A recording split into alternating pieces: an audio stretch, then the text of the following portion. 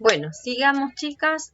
Ahora vamos a conversar sobre el libro de Historia Social de la Argentina, escrito por Torcuato Di Tella. Y algo que quiero mencionarles porque seguramente después voy a hacer la observación sobre la planificación entregada. El capítulo para la unidad 4 de este libro, yo había puesto equivocadamente el 24 y el 25 y en realidad es el 26 y el 28.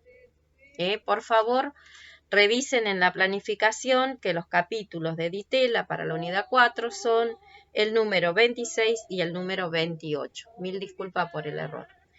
Bueno, capítulo 26, lo que está mencionando este sociólogo que reconstruye parte de la historia social de la Argentina, es en su inicio la muerte de Perón y el proceso, ¿no es cierto?, reorientador de la juventud peronista y los sectores de izquierda que desilusionados van a volver a posiciones moderadas.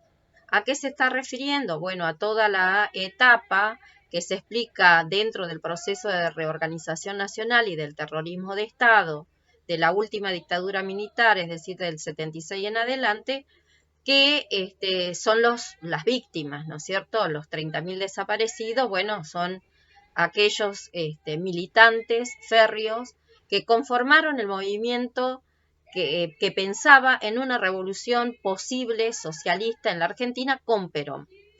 Si bien es cierto, estos grupos se organizan, ni bien finaliza el golpe de Estado del 55, toman forma, ¿no? Por ejemplo, se presenta en sociedad en 1970 el movimiento que rodea desde el peronismo con el nombre de Montoneros, que sería el movimiento que piensa que la revolución es posible y entonces hay que tomar las armas y conformar una guerrilla. En este sentido, que son guerrillas urbanas por otra parte.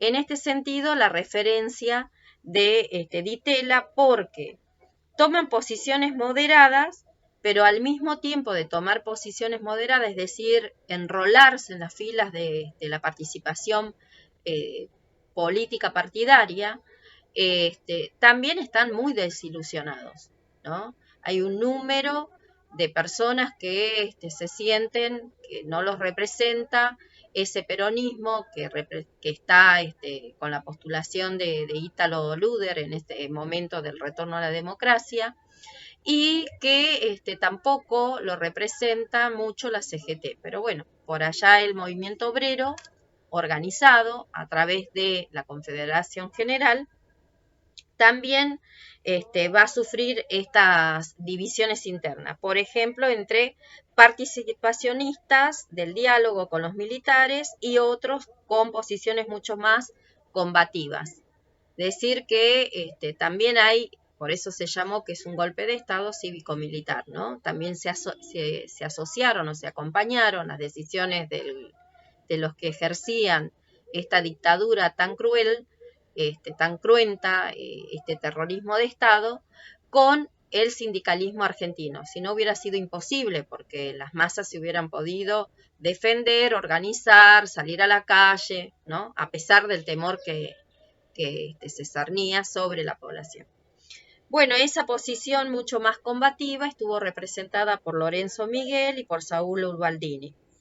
Y la Renovación Nacional y Popular por la figura de Antonio Cafiero. Anda el hijo por la política, así que lo van a escuchar nombrar jefe de gabinete, Cafiero.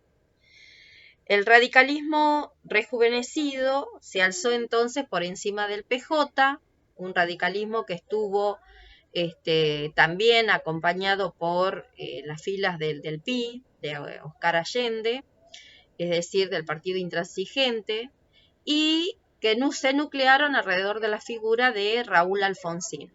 Así es como Raúl Alfonsín obtiene el 50% de los votos, Luder el 40% de los votos, y con una denuncia hacia el sindicalismo que había convivido con los militares.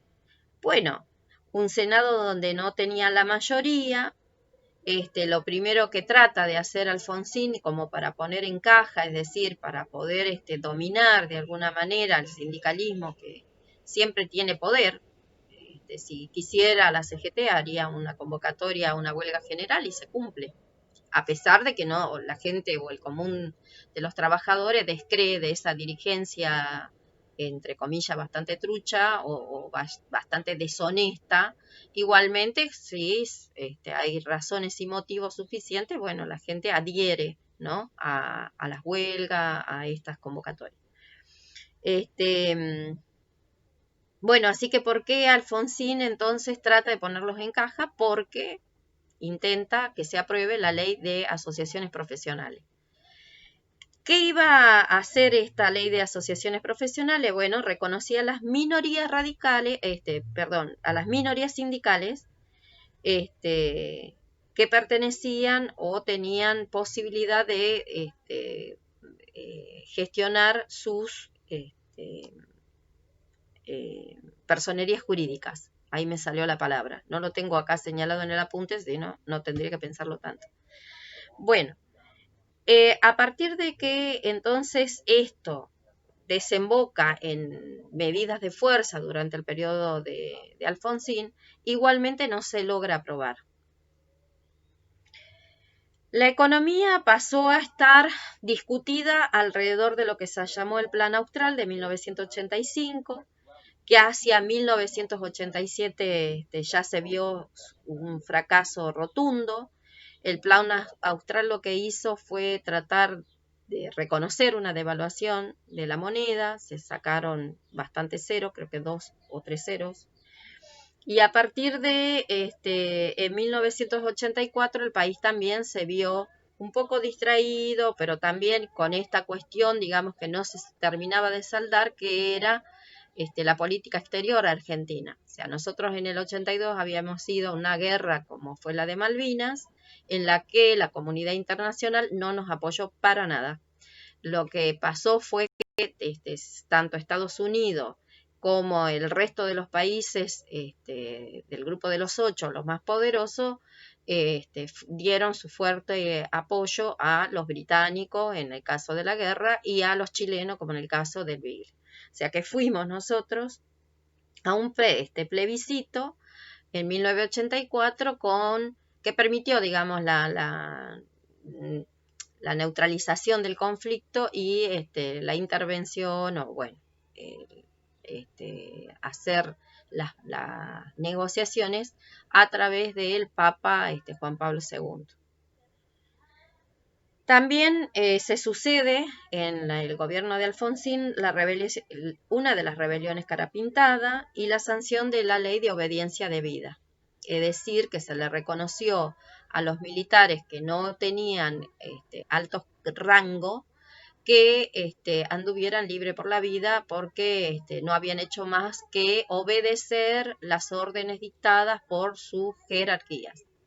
Y a decir verdad, esto sentó un gran precedente, lamentable precedente, porque entonces cada uno se puede escudar en que alguien lo mandó y entonces, o como obedeció, lo que terminó haciendo fue violando los derechos humanos.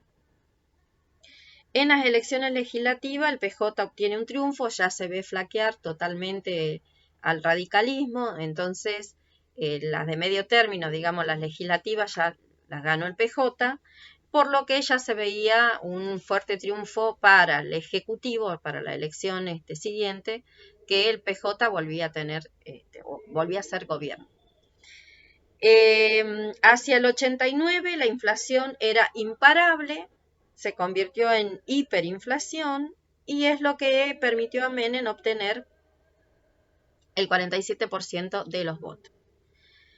Con Menem, o sea, durante el gobierno de Alfonsín tuvimos la convocatoria de un congreso pedagógico, o sea, una primera aproximación a una discusión que luego Menem no siguió, por supuesto. ¿Y qué es lo que sucede con la presidencia de Menem? Bueno, fíjense en ustedes la dimensión que adquiere esta presidencia porque Menem va a colocar como ministro de Economía a alguien salido de Bunge Invor. Bueno, ustedes saben, comercializadora de grano, lo mínimo que es, ¿no es cierto? Entonces, un empresariado que está dominando la economía en el escenario político. Es la primera vez que una empresa dice directamente quién va a ser el ministro de Economía que asuma en un gobierno. De esta manera se le entrega al ministerio, se hace un plan económico nuevo. Cavallo en ese momento todavía es ministro de Relaciones Exteriores, estaba aguardando, digamos, que recibir el permiso que después va a recibir de parte de los grupos empresariales que estaban asociados al capital externo o internacional, porque no hay una burguesía nacional clásica, sino que hay una burguesía combinada. Bien, la CGT que se divide finalmente entre Ubaldini y Lorenzo Miguel, se ve cada vez una resistencia, digamos, orgánica, mucho más desestructurada y por lo tanto se permite, ¿no?, todo el paquete de medidas que va a tomar Menem. En 1990, un nuevo levantamiento cara pintadas, fueron reprimidos, pero también fueron indultados. Y de este último es que surge, si no tengo mal el dato por el año, nuestro amigo Berni, que hoy es el ministro de Seguridad de la provincia. Bueno, o sea, ex cara pintada, a eso me refiero. En 1991 el plan económico entra en crisis y entonces Cavallo, finalmente, ¿qué sucede? Como se veía venir, asume el Ministerio de Economía y pone en marcha el plan de convertibilidad.